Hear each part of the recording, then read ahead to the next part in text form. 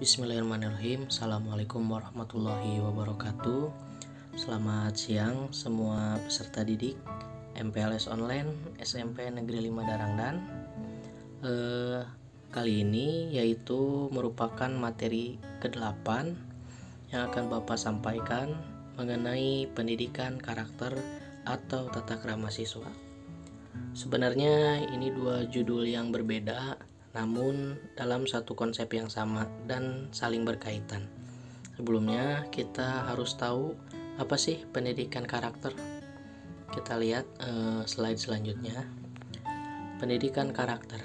Nah, pendidikan karakter adalah suatu usaha manusia secara sadar dan terencana untuk mendidik dan memberdayakan potensi peserta didik guna membangun karakter pribadinya, sehingga dapat menjadi individu yang bermanfaat bagi diri sendiri dan lingkungannya.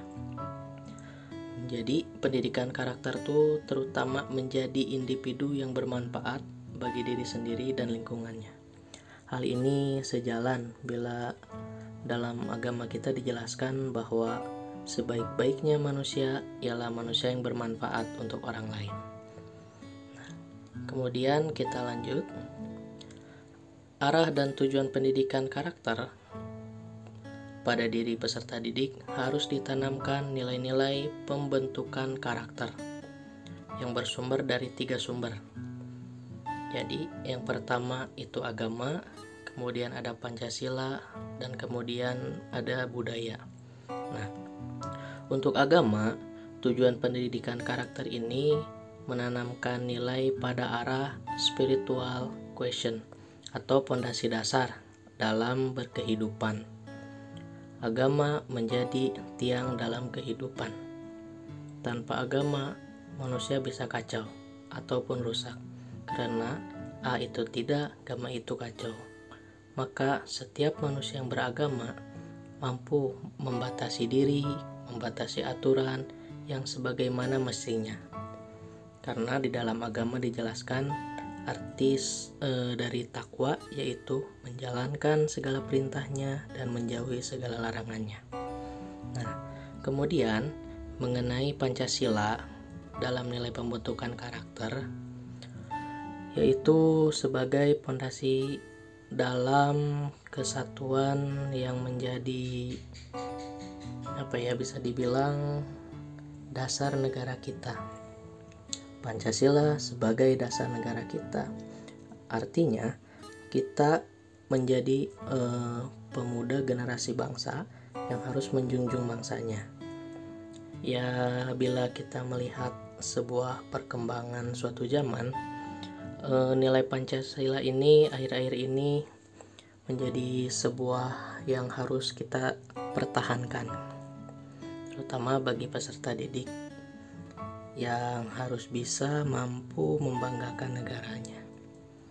Terakhir, yang ketiga itu ada budaya.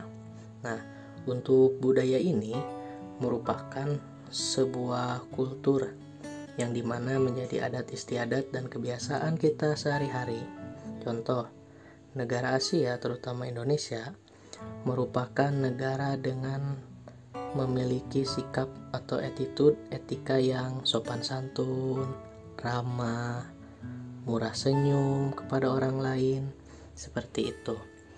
Nah, di dalam pendidikan Purwakarta kita mengetahui gitu, atau sebelumnya mungkin pasti pernah mendengar peserta didik ini diajarkan mengenai 7 poe atikan istimewa atau 7 poe atikan pendidikan istimewa Purwakarta, yang dimana akan Bapak bahas di slide selanjutnya. Nah, di sini ada 7 hari pendidikan berkarakter Purwakarta istimewa. Jadi dalam pendidikan karakter di Purwakarta, khususnya dalam pembentukan karakter peserta didik, di mana dikembalikan pada budaya yang memiliki unsur-unsur dan kebudayaan atau nilai-nilai budaya tadi yang menjunjung tinggi pada adat istiadat, terutama dalam pendidikan.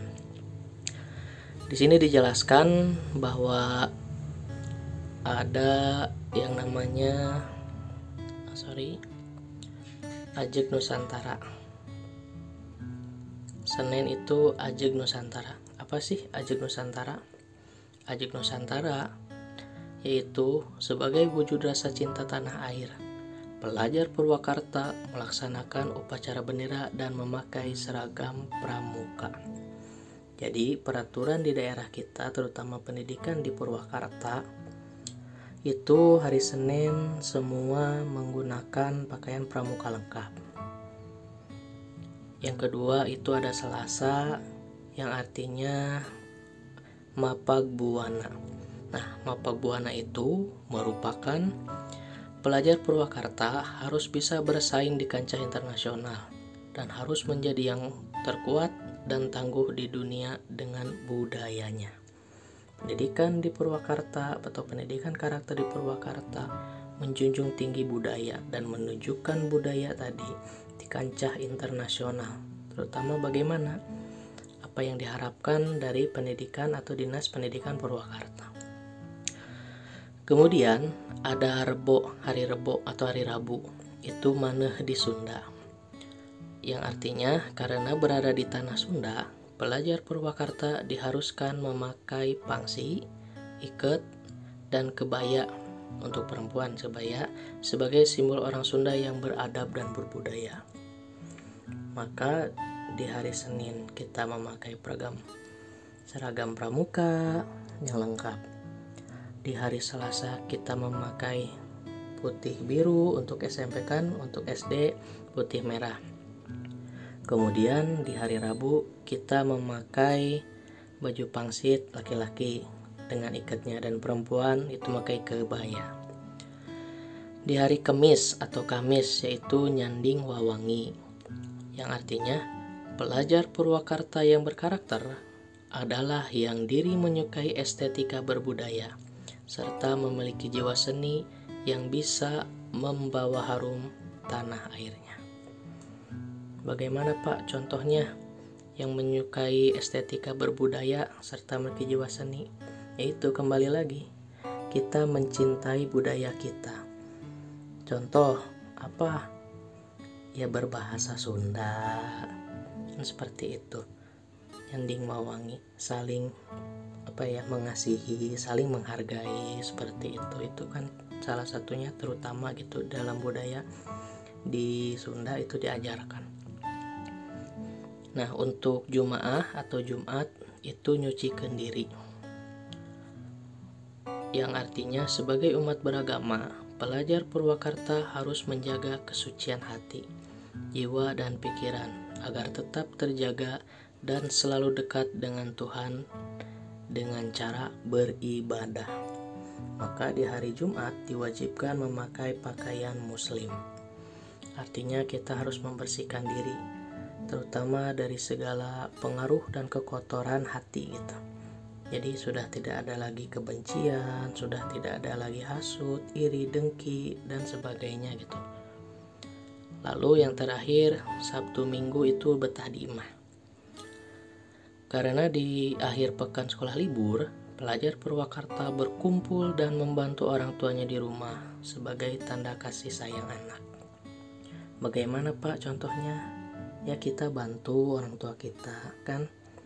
Kita bisa menyapu, bersih-bersih, ya mencuci piring dan lain sebagainya gitu, sebagai wujud bakti seorang anak. Selanjutnya kita masuk ke teori atau ke pengertian tata krama. Tata krama terdiri atas dua kata, yaitu tata dan krama. Ini ya, terdiri atas dua kata, tata dan krama. Tata berarti aturan, norma, peraturan, sedangkan krama berarti sopan santun, kelakuan, tindakan. Ini kelakuan atau tindakan serta perbuatan. Maka dengan demikian tata krama adalah adat sopan santun atau kebiasaan sopan santun. Bagaimana sih Pak kebiasaan sopan santun atau adat sopan santun tadi? Ya tadi, kita yang menjunjung budaya kita, leluhur kita dalam beretika, dalam bertata krama atau melakukan perbuatan yang sopan, santun. Kalau bicara di masyarakat seperti kita mau melewat, kalau bahasa Indonesianya kan kita lewat tuh permisi, kalau di Sunda kan punten, seperti itu. Oke, selanjutnya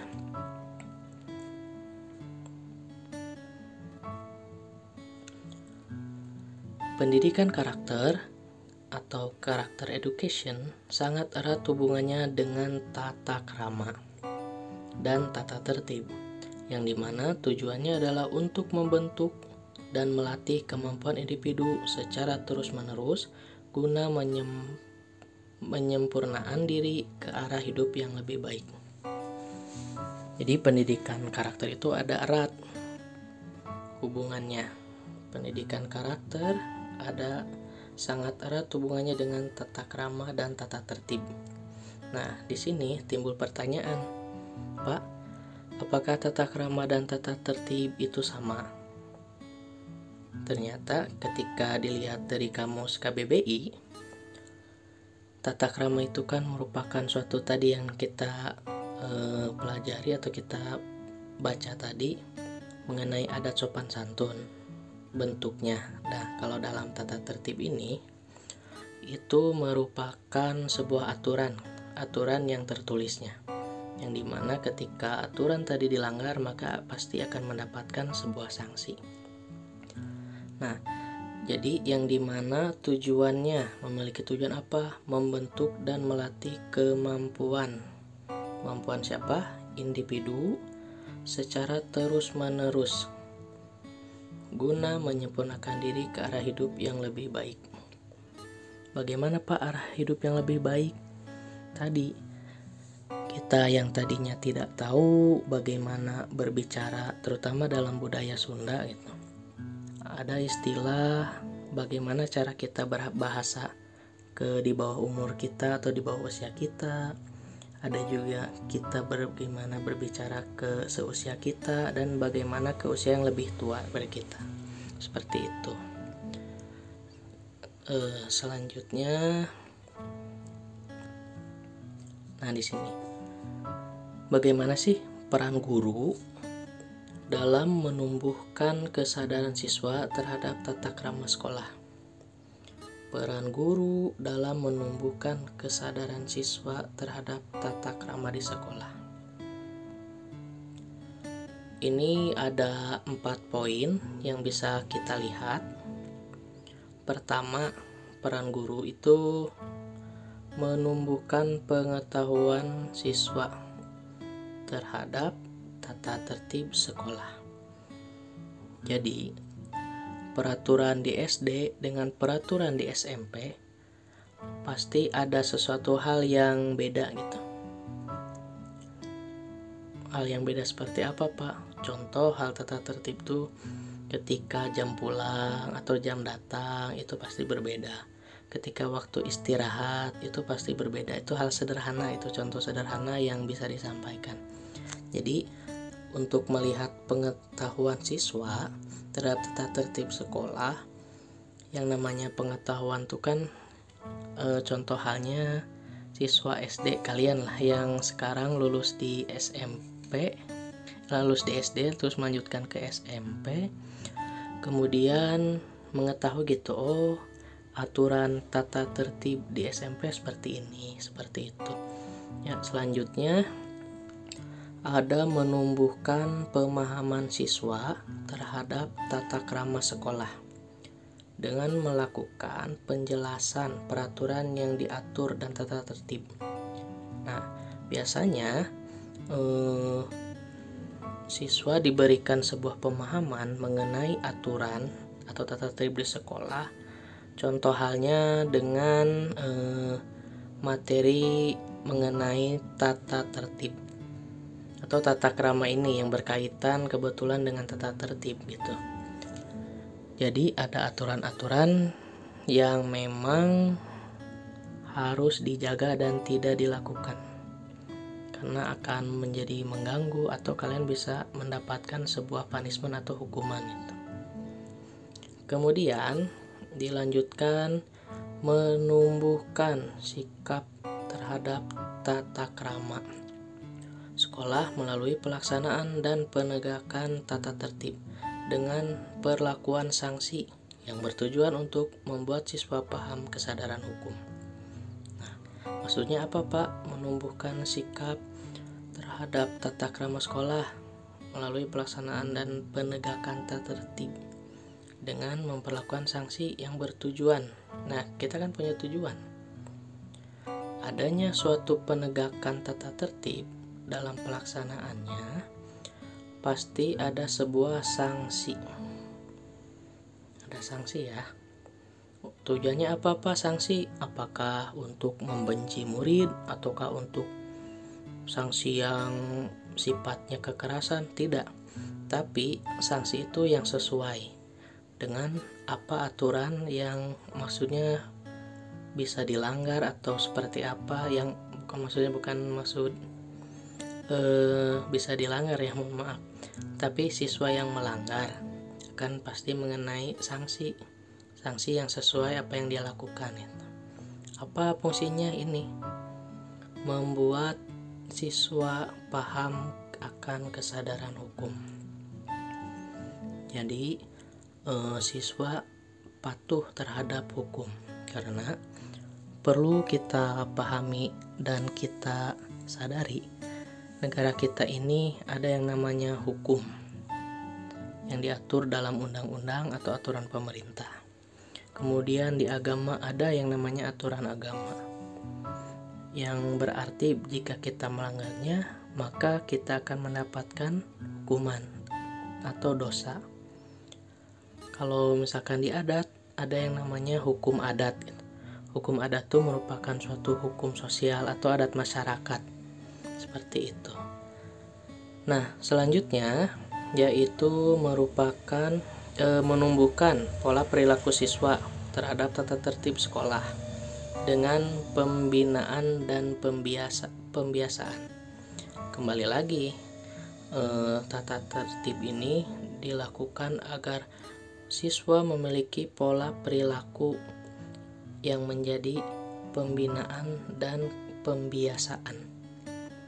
Apa sih pembiasaan? Ya tadi, sesuatu hal yang kurang baik dibiasakan menjadi baik, maka kebaikan itu akan menjadi kebiasaan yang akan terus melekat.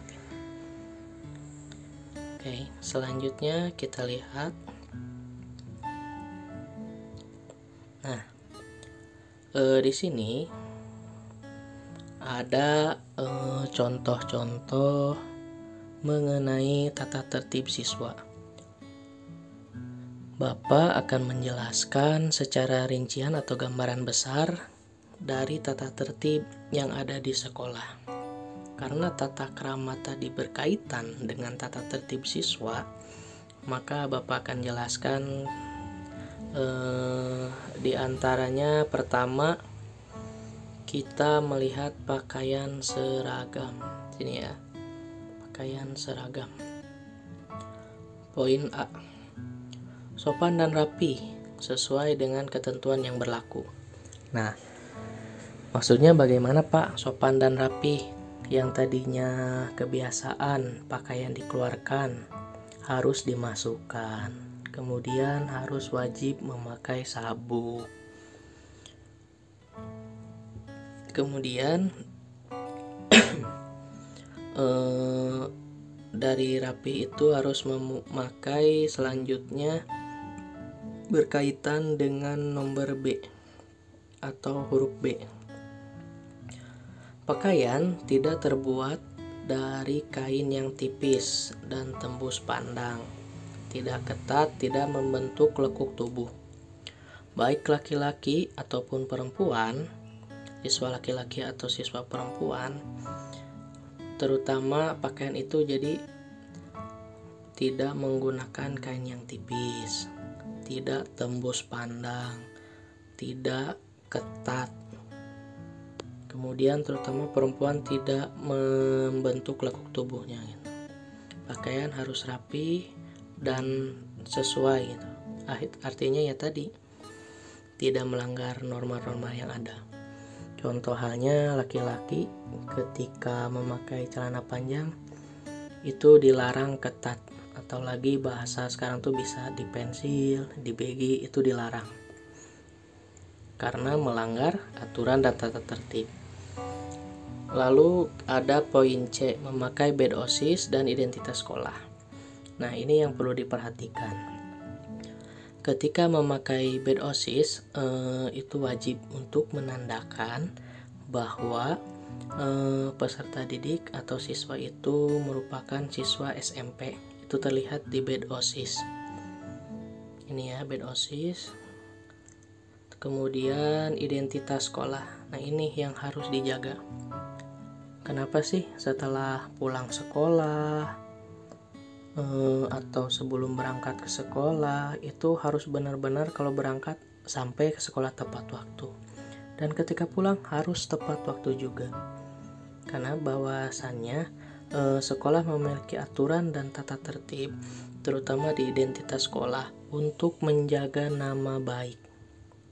Ketika pulang sekolah tidak langsung ke rumah dan kalian masih memakai identitas sekolah, maka itu akan membuat dampak buruk gitu, terutama bagi nama baik sekolah.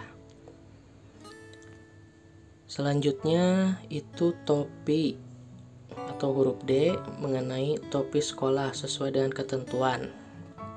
Ikat pinggang warna hitam dengan logo OSIS. Nah, kita bahas satu-satu. Mengenai topi sekolah yang sesuai, diharapkan topi sekolah di SMP itu kan berwarna biru. Artinya tidak ada topi lain selain topi yang biru tadi, biru sekolah itu yang berlogo OSIS sekolah.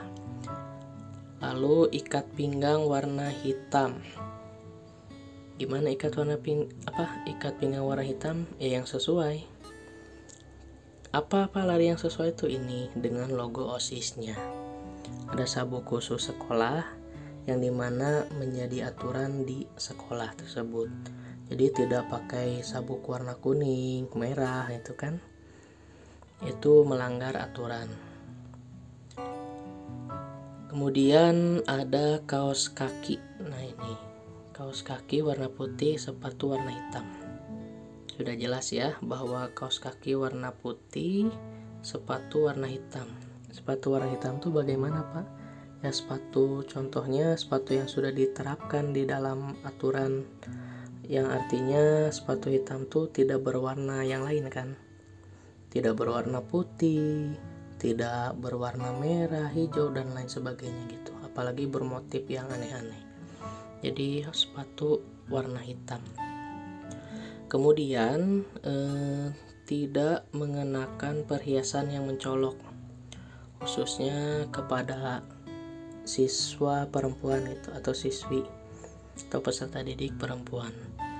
Kenapa, Pak, tidak boleh menggunakan perhiasan yang mencolok? Karena ditakutkan atau dikhawatirkan akan terjadi suatu yang memang awalnya tidak diinginkan atau tidak niatkan, tapi karena ada sebuah kesempatan akan timbul sebuah kesenjangan sosial, serta akan terjadi sesuatu yang mohon maaf itu yang tidak diinginkan.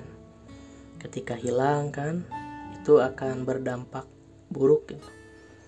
Terutama nanti akan ada suuzon atau tuduh menuduh dan sebagainya. Maka perempuan khususnya perhiasan tidak dikenakan yang mencolok. Kemudian ada ini yang terakhir, untuk pelajaran olahraga, siswa wajib memakai seragam olahraga yang telah ditetapkan sekolah. Itu sudah jelas ya. Jadi ketika nanti sudah punya seragam olahraga, dipakai ketika olahraga ya seragam yang sudah ditetapkan sekolah, karena itu pun menjadi identitas sekolah. Oke, selanjutnya, nah ini ada penampilan umum.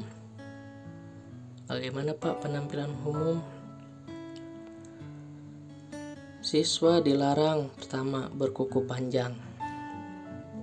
Ketika di SD pasti kalau ingin masuk kelas kan biasanya berbaris. Kemudian ketika berbaris diperiksa kuku yang kukunya kotor, panjang, pasti diberi hukuman seperti itu. Maka kuku dilarang berkuku panjang. Kemudian ada poin B, mengecat rambut dan kuku. Yang saya perhatikan ketika di lapangan atau di situasi lingkungan, terutama saat pembelajaran daring atau online, banyak seusia pelajar yang warnanya diwarnai gitu, dan itu bagi saya tidak mencerminkan bagaimana seorang pelajar yang baik gitu. Kuku juga sama. Maka untuk penampilan, siswa dilarang mengecat rambut dan kuku. Apalagi poin C, bertato. Saya harap di dalam agama terutama kan bertato itu atau menato diri itu sesuatu hal yang dilarang, sangat dilarang. Telah dilarang dan juga menyakitkan, dan semoga ya jangan pernah sampailah dalam kehidupan melakukan atau ditato seperti itu. Nah, kemudian ada khusus siswa laki-laki nih. Contohnya ada 4 poin. Poin pertama atau poin A, tidak berambut panjang. Maka laki-laki berpakaian atau berambut, maksudnya berambut rapi. Lalu ada rambut tidak berkuncir. Tadi kadang kan ada fashion saat ini di mana laki-laki itu di tengah dikuncir gitu atau berkuncir ininya. Itu di sekolah dilarang. Lalu ada tidak memakai kalung, anting dan gelang, itu sangat jelas. Kemudian tidak ditindik. Nah, seperti itu. Kita lanjut ke slide berikutnya. Larangan-larangan. Nah, larangan apa saja sih yang secara garis besar gitu di sekolah? Pertama, ada merokok, minum minuman keras, mengedarkan dan konsumsi narkoba, serta obat-obatan terlarang. Udah jelas ya, di sekolah adalah pembentukan karakter menjadi seseorang yang lebih baik. Artinya apa? Merokok dilarang, apalagi minum minuman keras, mengedarkan dan mengkonsumsi narkoba dan obat-obatan terlarang. Ini sangat dilarang dan termasuk dalam kategori hukuman yang berat. Apa sih punishment-nya atau hukumannya, sanksi yang akan diberikan? Nanti kita bahas di slide terakhir.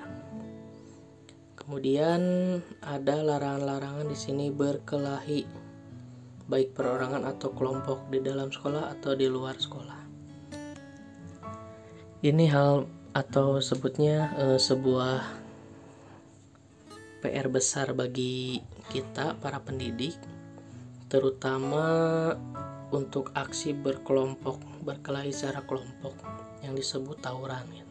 Itu pun sangat dilarang di sekolah serta di luar rumah apalagi. Kemudian yang C, membuang sampah tidak pada tempatnya. Ini jelas ya, kita harus membuang sampah kepada atau ke tempatnya. Kemudian mencoret dinding, bangunan, pagar sekolah, merusak perabotan dan peralatan sekolah. Ini pun dilarang. Apalagi contohnya menulis di meja gitu kan, nulis pacarnya, lope siapa, nah itu dilarang. Seperti bercanda namun sangat dilarang. Karena apa? Merusak fasilitas sekolah. Kemudian di poin E itu ada berbicara kotor, mengumpat, bergunjing, menghina atau menyapa antar sesama siswa atau warga sekolah dengan kata sapaan atau panggilan yang tidak senonoh. Contoh halnya udah jelas ya, berbicara kotor, mengumpat, ini hal-hal yang sangat buruk gitu. Terutama yang dilakukan dan tercermin bukan seorang pelajar. Lalu ada F, membawa barang yang tidak ada hubungannya dengan kepentingan kegiatan sekolah. Kegiatan belajar mengajar seperti senjata tajam, alat-alat lain yang membahayakan keselamatan orang lain.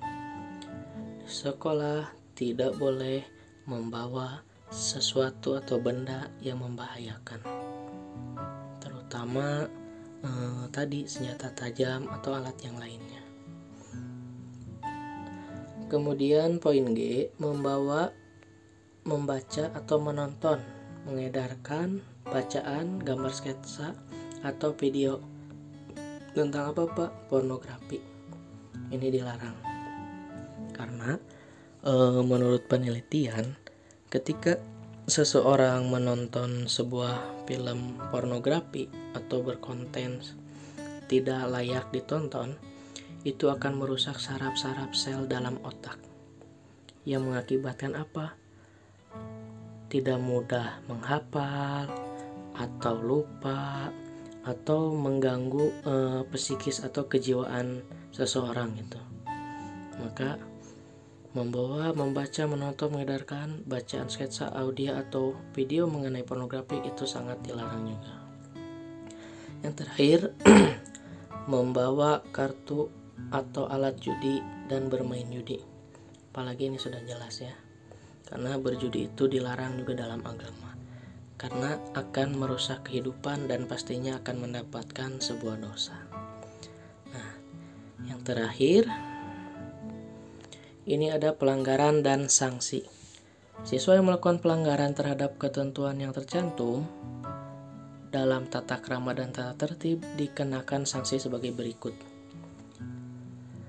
Apa sih yang paling ini Pak, mendasar, atau sanksi-sanksi apa saja sih yang ada di sekolah? Ya ini ada 5 poin.